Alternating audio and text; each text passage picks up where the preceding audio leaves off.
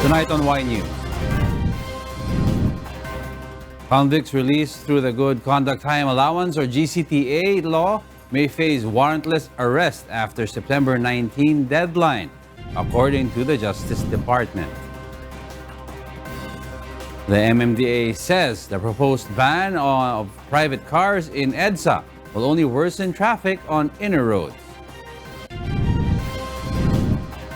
The DILG has yet to determine which local government units are compliant with President Rodrigo Duterte's order to clear public roads. African swine fever outbreak spooks lechon lovers.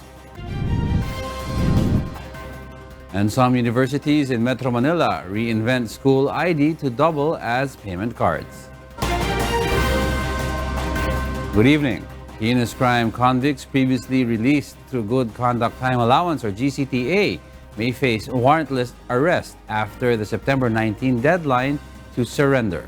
But for a law expert, such arrest clearly violates the Constitution. Nel Maribuhok explains why.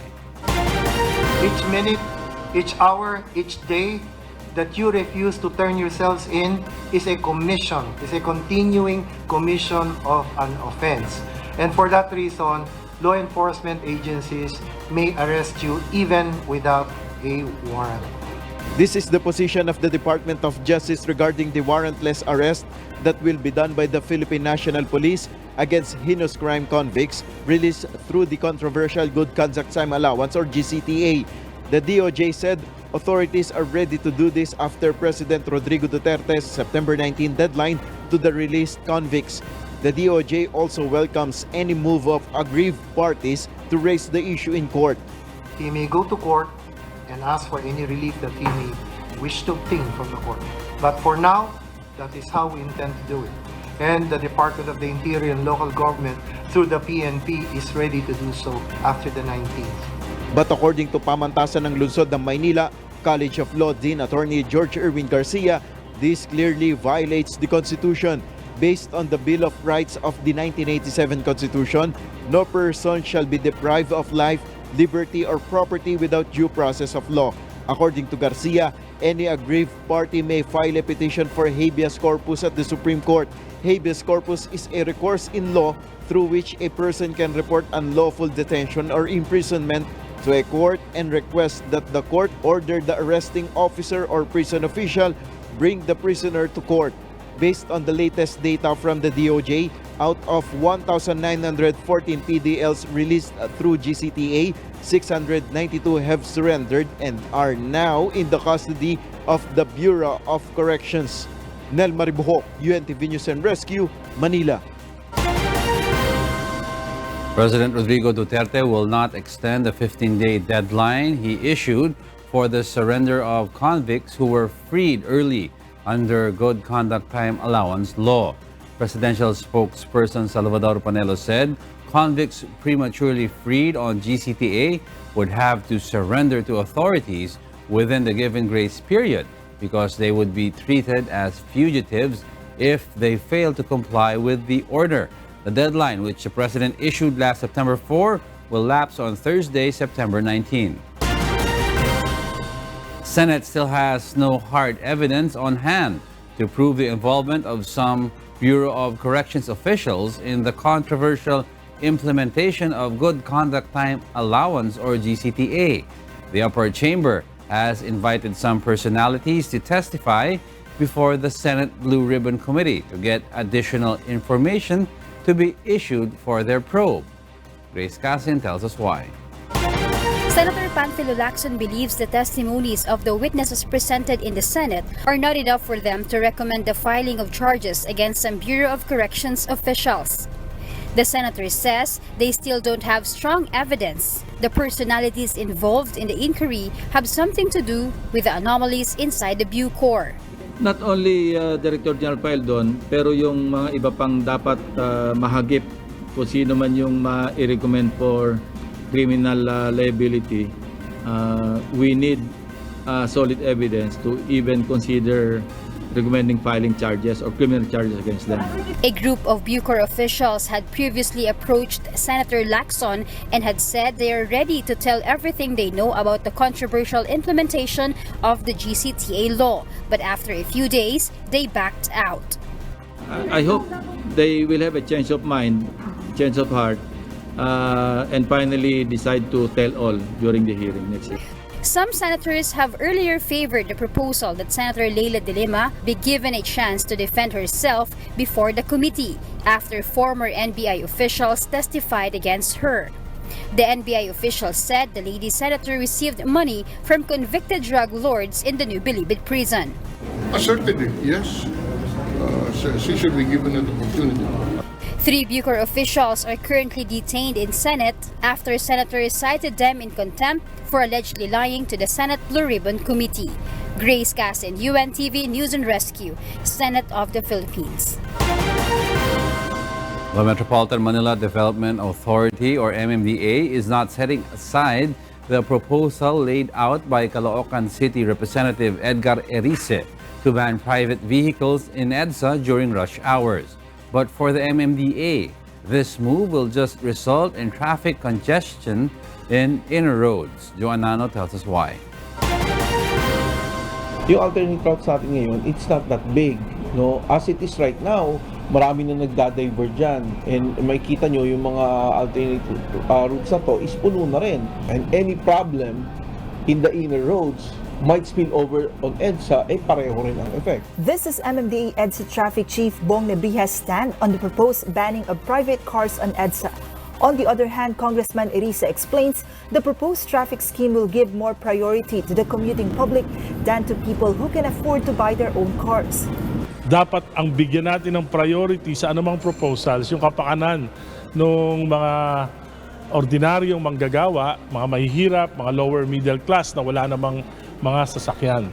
However, the MMDA explains it will be a huge challenge to encourage private car owners to use the public transportation. Ang hirap kasi i-promote yung mass public transport system ngayon kasi siyempre, unang-una yung mga bus na iipit sa yellow lane, yung MRT hindi ganun ka-efficient. Until such time na magawa natin ng solusyon itong mga problema na to. But many other proposals to resolve the worsening traffic situation in Metro Manila have been raised. One of them is congestion pricing. For the MMDA, this is a huge help to decongest major thoroughfares, but admitted this technology is not yet introduced in the country. Yun sana, maganda yung ganun, but it will entail infrastructure.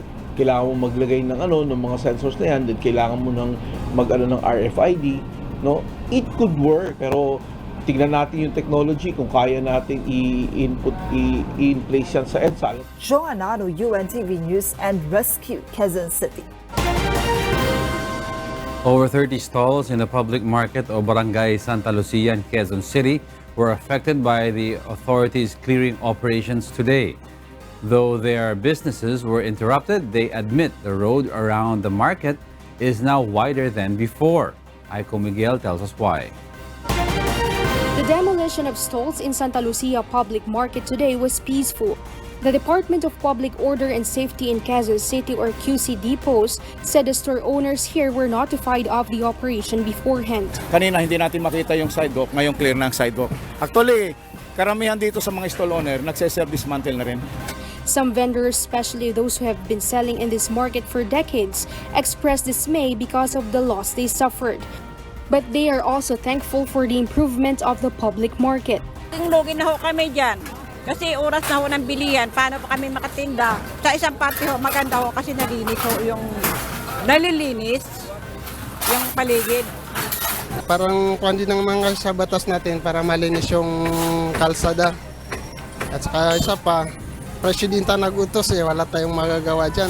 QCD posts point out the clearing operations will be faster if residents and stall owners whose structures occupy sidewalks or part of the public roads are cooperative. Local government units have 12 days more to comply with the President's directive.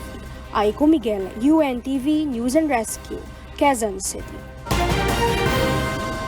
The Department of the Interior and Local Government is not yet convinced that Metro Manila is now obstruction-free. Monokson tells us why. The Department of the Interior and Local Government spokesman Jonathan Malaya says they have yet to determine local government units that have fully complied with the President's order to clear public road of obstructions.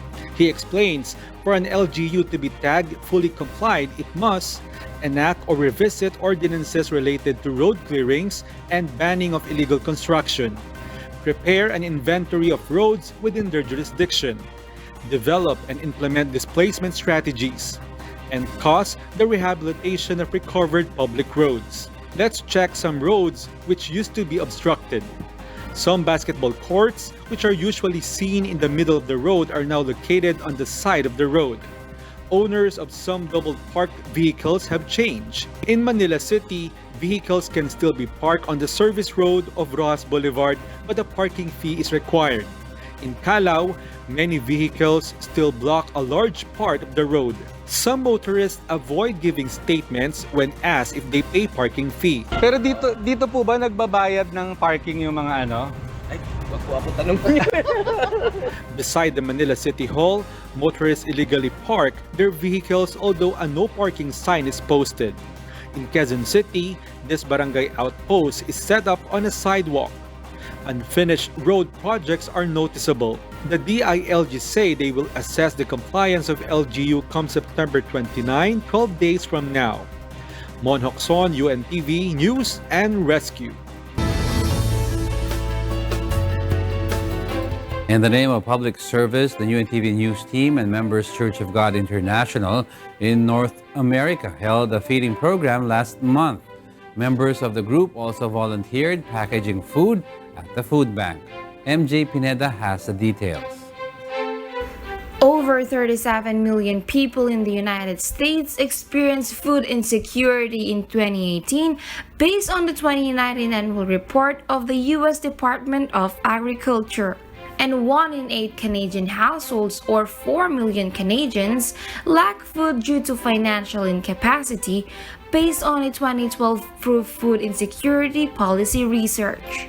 One of them is Ernie Gaddis of Chicago, Illinois, who lost his home due to unexpected consequences in his life. He is just one of the many people in North America who seem to have been forgotten, left out to go hungry.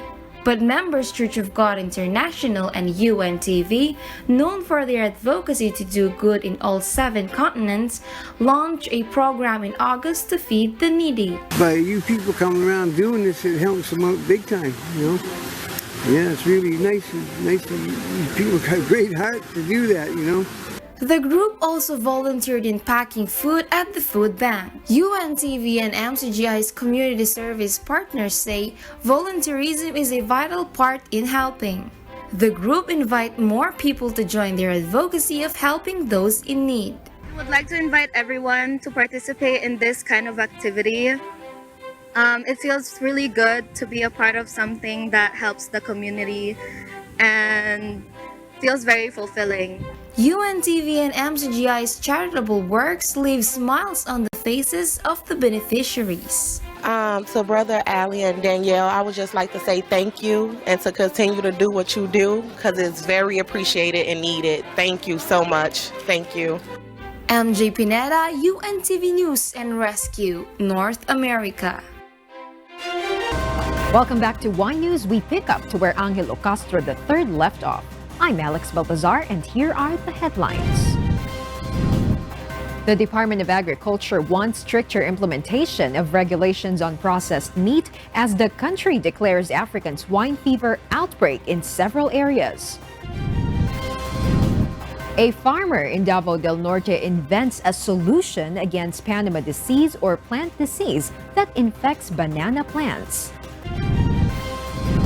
Congress targets to pass the proposed creation of a Department of OFW by December. Find out how students use their time when classes are suspended.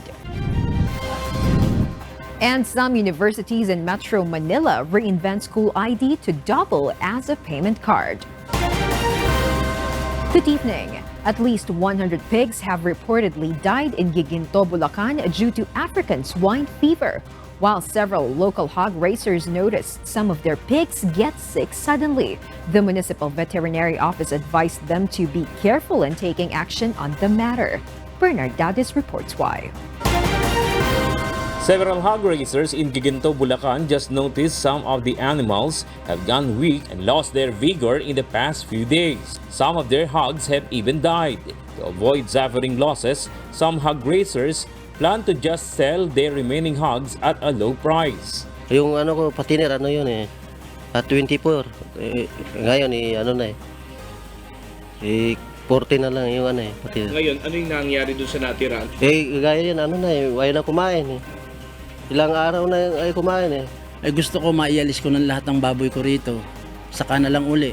May wadyos at karoon kami ng konting puhunan. But the municipal veterinary office points out they do not advise the sale of sick pigs. Kabilin-bilin namin na wag nang ilabas, wag nang ibenta yung mga natitira na yung buhay pa. Although, sabi ko nga, nakakaawa naman kung ililibing mo ng buhay, pero antayin na lang sana na mamatay bago ilibing. Jose added hog raisers are advised to get blood samples of sick pigs and isolate them from other hogs. Should a sick pig die, do not throw them away into the river and instead bury them right away. Talagang mabilis kumalat yung sakit. Sa ngayon, minomonitor pa namin yung mga nagre-report na namatay. An ASF outbreak was declared in the town last Friday. Bernard Dadis, UNTV News and Rescue, Philippines. Reports of an outbreak of African swine fever in 2 provinces have caused a drop in the sales of pork meat and the country's top delicacy, roasted pig. Mirasol Abugadil has the details. Roasted pork, locally known as lechon, sold in the heart of Manila, was slow to sell with only a handful being displayed in shops. Lechon seller Minda Atim said that while it was the off-season for lechon sales, news of the African swine fever further dampened the sales. Mga month kasi na to talaga, matumal talaga siya. Kaya nasasabay pa nga yung balita na sa bag. Pero native naman kasi ang gamit namin, kaya hindi kami apektado sa mga ganong. Some of the shopkeepers even displayed certificates from the pig suppliers about pigs being clear from any infections or diseases, but even that did not seem to help much. Pero maayos pang paninda namin kasi may certificate naman po kaming na matatanggap dun sa dealer ng baboy. Meanwhile, shoppers at meat markets said they were staying away from raw pork meat and opting for the relatively safer seafood and chicken instead. There was no significant change in the prices of pork in Manila. Kasi syempre wala nang baboy, mga seafoods na lang yung binibili namin. And chicken yun. Mas maganda mag-ingat na ngayon. Kaya mas maganda bumili na lang ng seafood. Tsaka pag okay na siguro, pag wala na yung case nung swine flu, tsaka na lang siguro magbaboy. African swine fever is highly contagious and nearly 100% fatal to swine herds. It occurs among pigs and wild boars, transmitted by ticks and direct contact between animals. There is no vaccine for the disease, but it does not affect humans. The first outbreak of African swine fever in East Asia was reported in China in early August 2018. Since then, the deadly virus has spread to all Chinese provinces and regions, as well as to other Asian nations. Mirasol Abugadil, UNTV, News and Rescue. The Department of Agriculture, or DA, admits there are lapses in implementing the regulations on processed meat sold in the local market. A DA official suggests the monitoring of processed meat in the country must be returned to the Agriculture Department. Ray Pelayo reports why. Processed meat products like tocino, longanisa, and siomai, among others, are sold in this portion of Balintawak Market in Quezon City. Kathy Angel, one of the vendors, ensures her products are safe since their factory in Novaliches is certified by authorities. Tiwala naman po yung suki namin sa produkto namin, kaya bumibili pa rin sila. A consumer can be assured meat is fresh and safe to eat when an NMIS certificate is displayed at the meat stall or the meat on display burst the NMIS inspection seal. But what about processed meat? Agriculture Undersecretary for Consumer Affairs Ernesto Gonzalez says consumers cannot just rely visually on the pork they buy if they don't know its origin. It's also hard to identify or notice if pork is infected with African swine fever virus, especially when it is processed. Gonzalez explains the only way to be sure is to identify where the animal was slaughtered and whether it has been NMIS certified.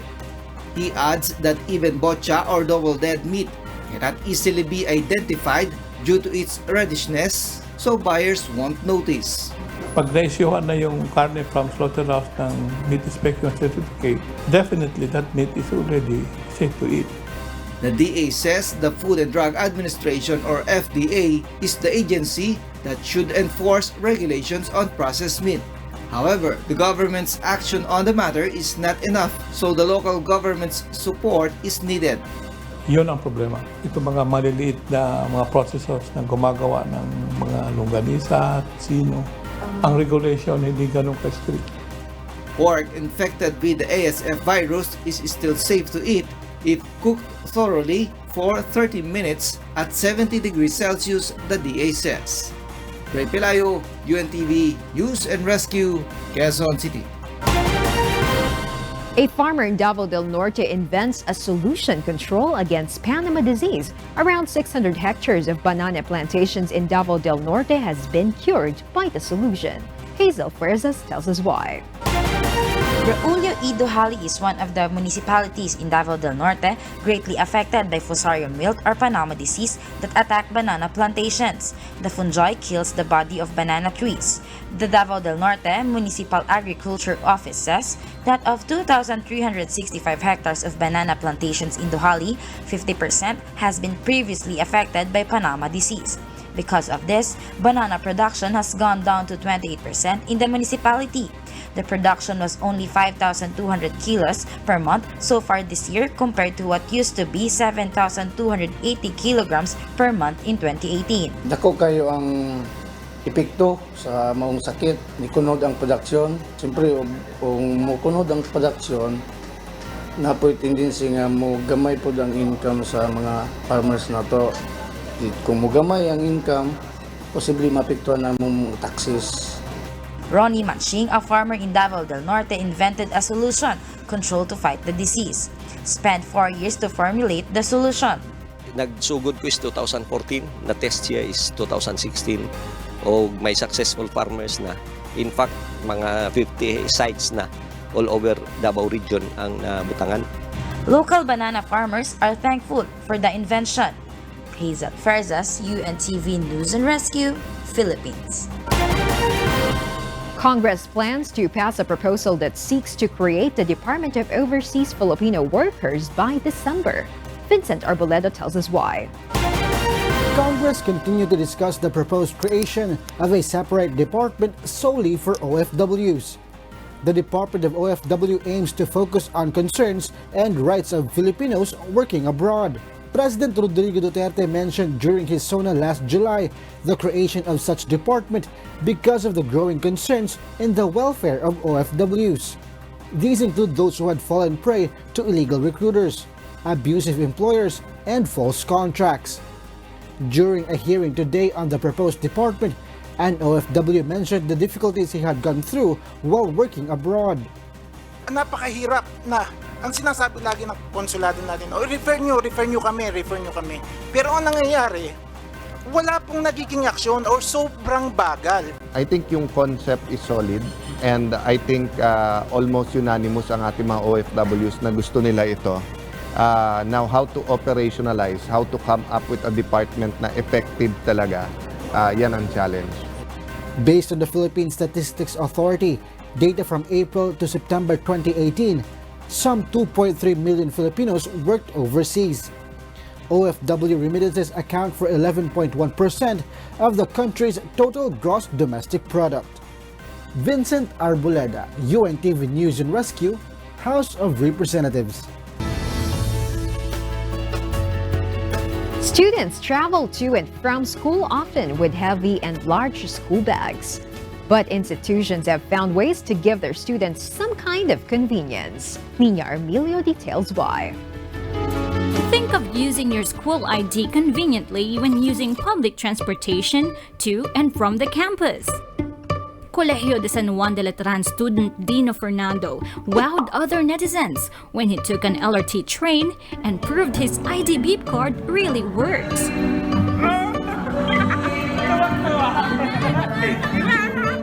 Just remember that beginning July 1, students in the country can avail of free MRT3, LRT2, and PNR rides in select hours Mondays to Fridays, as announced by Transportation Secretary Arthur Tugade in June. But not only that, Letranites, both students and alumni on August 1, began purchasing limited edition beep cards that bear the institution's quadricentennial logo. Proceeds of the quadricentennial payment card will be used to fund the school's grand celebration in 2020. Schools and universities nowadays just keep on innovating. Members of the University of the Philippines School of Economics Alumni Association can avail of this multifunctional alumni card. It's a debit card, discount card, and beep card on MRT, LRT, and P2P buses. What other innovations can Filipino schools think of for the convenience of their students? Well, that's for us to watch out for. Nino Armilio, UNTV News and Rescue, Quezon City. Classes in some areas in the metro were suspended today due to rains brought by intensified southwest monsoon. How do students spend their time when don't need to go to school? Find that out as Harleen Delgado reports. Students express their happiness in many ways when they find out that classes are suspended. They also have many ways to spend their time to be productive despite the bad weather.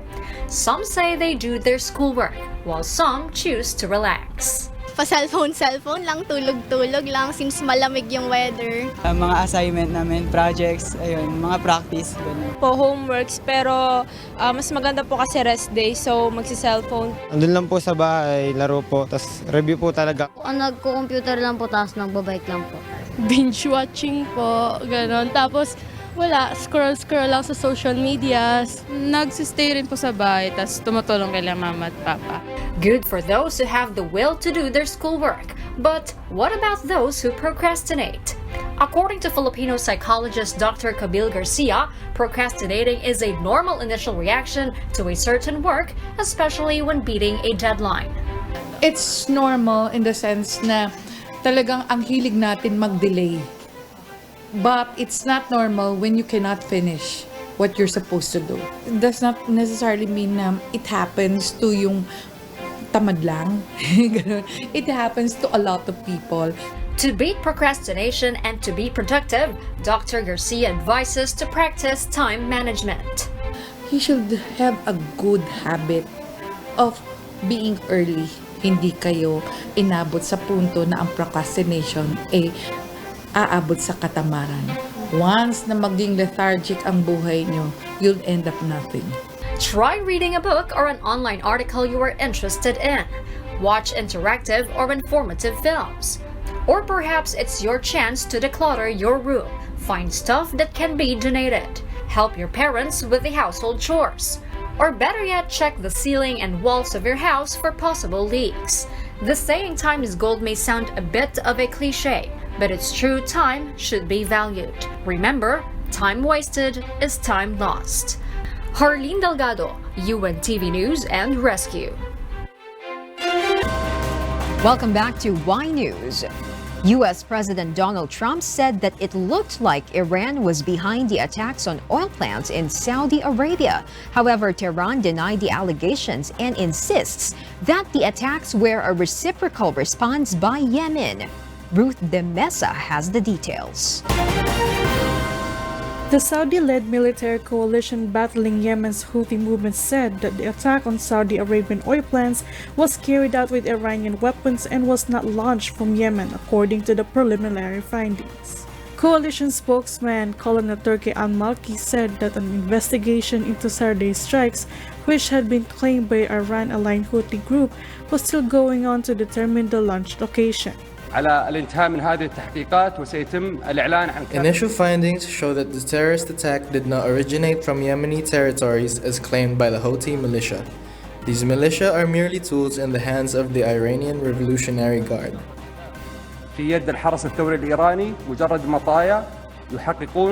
US President Donald Trump also said that it looked like Iran was behind the attacks on oil plants in Saudi Arabia.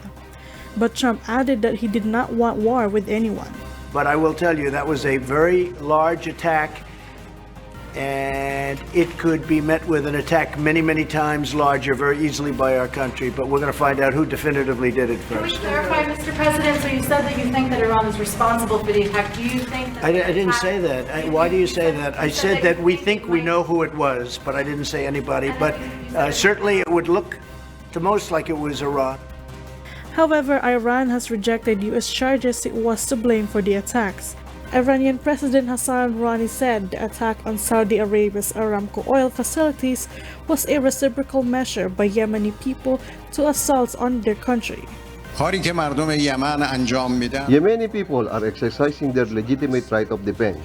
The attacks are reciprocal, and the main solution is to halt these attacks. The solution for Yemeni crisis is also political. We believe in that. The attacks cut 5% of world crude oil production. Ruth De Mesa, UNTV News and Rescue. The Department of Labor and Employment on Tuesday said it is still assessing the possible repatriation of overseas Filipino workers, or OFWs, in Saudi Arabia, which has been the subject of drone attacks on the country's two major oil sites. In a statement, the department said that the government is ready to repatriate about 50,000 OFWs in the country should the condition worsen in the country, which is considered to be the world's top oil exporter. However, Labor Secretary Sylvester Bello III noted that the department is still assessing the possible implications on the safety and security of OFWs, and that government is monitoring the current situation in the area. Bello also noted that the DOLE is closely coordinating with the Department of Foreign Affairs on should the repatriation of OFWs happen. And for the other news abroad, here's Kath Dumaraos reporting live from Bangkok, Thailand. Kath, good evening. Good evening, Alex. More than 80 tigers confiscated from a Thai temple have died, park officials have said, blaming genetic problems linked to inbreeding at the once money-spinning tourist attraction. This report explains why. For years, the Wat Paluang Tabua Temple in the western province of Kanchanaburi attracted hordes of tourists who could be photographed for a fee next to scores of tigers. But in 2016, park officials began a lengthy operation to remove the big cats amid allegations of mismanagement and claims the creatures were being exploited. Dozens of dead cubs were found in freezers, sparking claims the carcasses were being sold by a temple rumored to have raked in hundreds of thousands of pounds a year from visitors. The surviving adults were taken to 2 breeding stations in nearby Ratchaburi province, but only 61 of the 147 have survived so far. Those tigers were inbreeding with each other, which affected their health condition to be unhealthy. Many suffered from tongue paralysis, breathing problems, and lack of appetite that led to fatal seizures. Legal cases against the temple are continuing. Conservationists questioned whether authorities had looked after deceased animals appropriately, with small cramped cages enabling the spread of disease. Tens of millions visit Thailand every year, and a lucrative wildlife tourism industry has grown in step with visitor numbers. But critics say cash often trumps animal welfare at many attractions.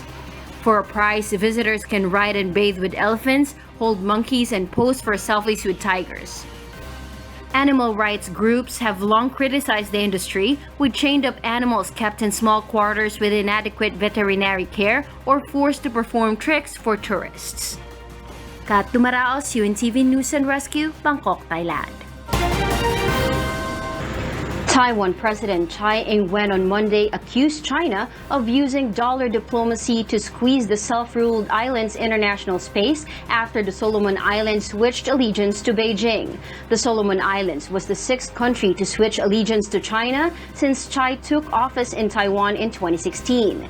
Tsai said in Taipei that Beijing is forcing Taiwan to accept one country, two system under its one China policy, but that the island won't bow to Chinese pressure. Self-ruled Taiwan has formal relations with only 16 countries worldwide, but China claims Taiwan as its territory and says it has no right to formal ties with any nation. Visibility decreased significantly in Indonesia's Borneo and Sumatra on Monday, forcing authorities to close more schools and provide oxygen at health centers to help treat those acutely suffering from respiratory infections due to the smoke. Stephanie Z reports. The air pollution index in Palangkaraya, the capital of Central Kalimantan province on Borneo, has been at dangerous level for days. Schools in Palangkaraya and another city in Central Kalimantan, Sampit, have been closed this week. The visibility is getting worse. It disturbs our activity. I feel bad for those families with kids who are being affected by the haze. Fires have ripped through more than 328,000 hectares of forests and peatlands in Indonesia since January, causing a choking haze to envelope some cities in Borneo and the island of Sumatra, according to the country's disaster mitigation agency. The ministry has distributed more than 1.2 million masks in impacted areas, as well as 1,000 vials of respiratory medicine. Provincial government has been making efforts on daily basis, like increasing personnel's intensity and maximize the usage of all the equipment. We've been putting in more efforts day by day, depending on where the fires spread, and our operation will escalate depending on where the impacted areas are. Lahan-lahan yang terbakar, kita melakukan upaya-upaya yang sangat signifikan. Meanwhile, Malaysia carried out cloud seeding on Monday to tame haze and control air pollution in its administrative capital, Putrajaya. Parts of Malaysia, including Putrajaya, have been reeling under an impact of heavy haze, with air quality dropping to a very unhealthy 203 benchmark on the air pollutant index. Indonesia's neighbors have regularly complained about smog caused by its forest blazes, often started by farmers trying to clear land for palm oil and pulp plantations, though Jakarta has denied the accusation, saying forest fires had also started in other countries across the region. Stephanie C., UNTV News and Rescue.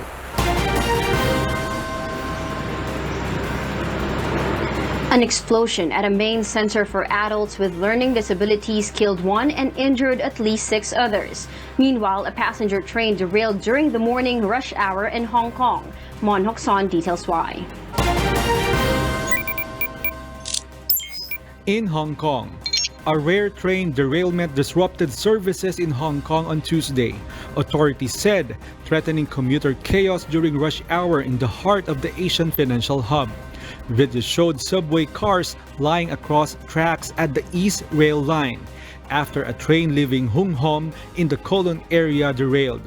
8 persons were injured. It was not known what the cause of the incident was. Nearby stations were overcrowded with a backlog of trains unable to move, and trains, which normally run at 2-minute intervals, were delayed to run at 12-minute intervals.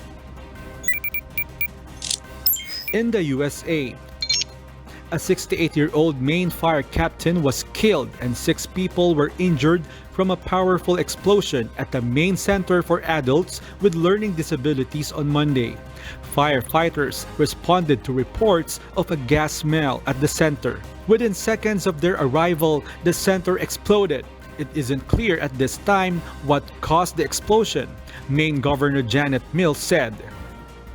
And we are a strong community, a very close-knit community, but we want to protect all other communities from this kind of thing happening too, and make sure that we get to the cause and origin and exactly what happened and why, and make sure it doesn't happen to anybody else again. And in Greece, A large wildfire on the Greek island of Zakynthos, fanned by strong winds, forced the evacuation of 2 villages on Sunday. No fatalities were reported.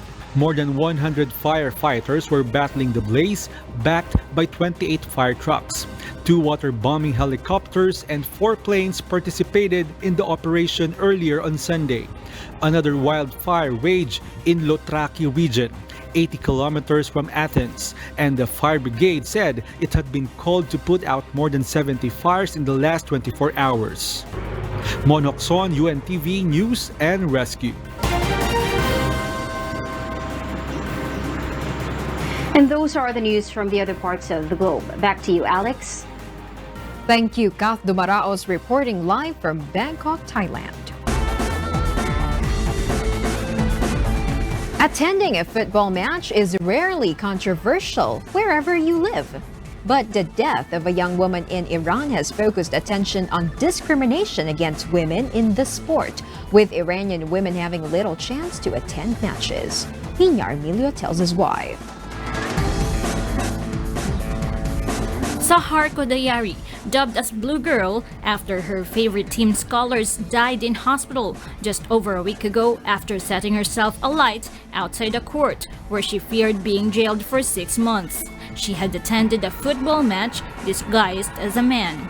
The football world's top official, FIFA President Gianni Infantino, has previously urged Iranian authorities to take concrete steps to allow Iranian and foreign women to buy tickets and attend games.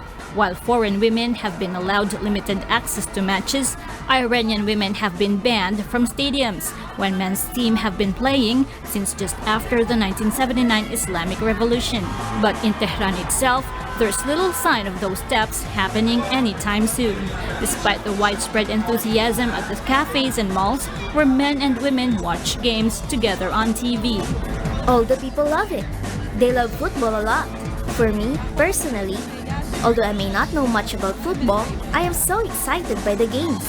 They do not let us inside the stadium, but we were so good like this today, inside the shopping center. Men did not say anything improper at all, and we were all together, all fine, watching the match. However, the Iranian government does seem to be giving some ground. The national men's team next plays Cambodia on October 10 in a World Cup qualifying game, and a spokesman from the government says women will be present with progress promised step by step. Some women were permitted to watch a match last November, with 1,000 female fans allowed in at Tehran's Azadi Stadium. But such moves are limited and apparently reluctant. We believe that women can enter stadia, but I am sure you agree that a portion of society are worried about their presence.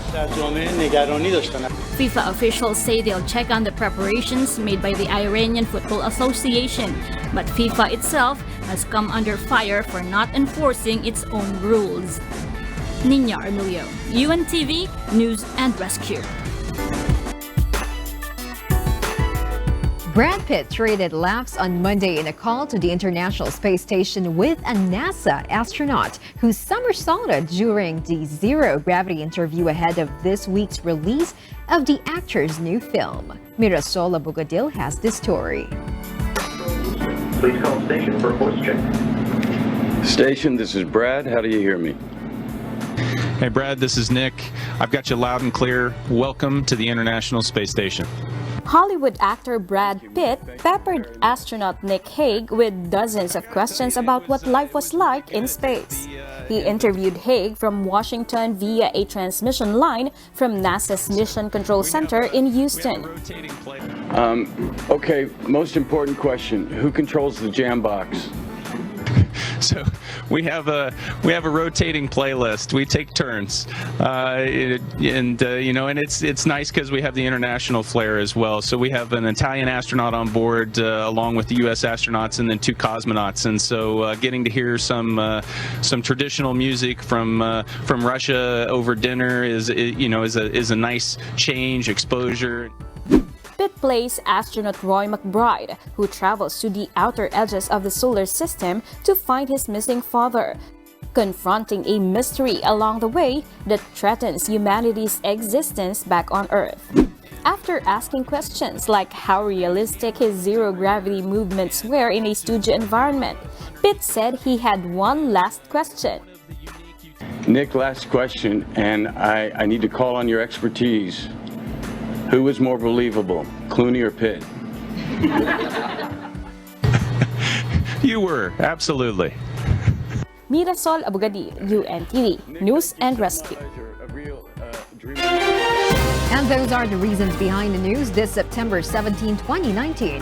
On behalf of Angelo Castro III, I am Alex Baltazar. And before we close, we will recap with today's significant sound bites. Because we need to know, we will always ask why. Good evening. Each minute, each hour, each day that you refuse to turn yourselves in is a commission, is a continuing commission of an offense. And for that reason, law enforcement agencies may arrest you even without a warrant. Any problem in the inner roads might spill over on EDSA, pareho rin ang effect. Sobra epektado sa pag-alaga ko wala